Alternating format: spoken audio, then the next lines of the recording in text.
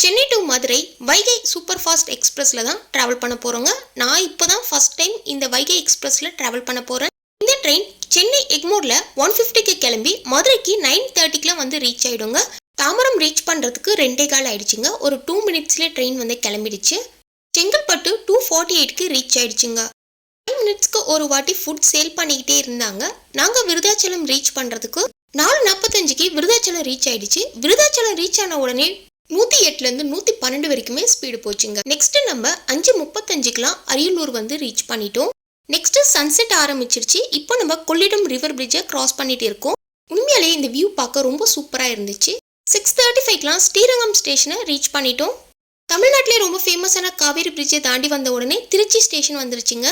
7 o'clockலாம் Trichy reach பண்ணிட்டோங்க. அப்படியே சாஞ்சி தூங்கிட்டே இருந்தேன். சரி ஏந்து பார்த்தா மதுரையை ரீச் பண்ணிட்டேன். மதுரைக்கு பார்த்தீங்கன்னா 9:15க்குலாம் நாங்கள் வந்துட்டோம். ஜர்னி ரொம்ப கம்ஃபர்டபுளாக இருந்துச்சு.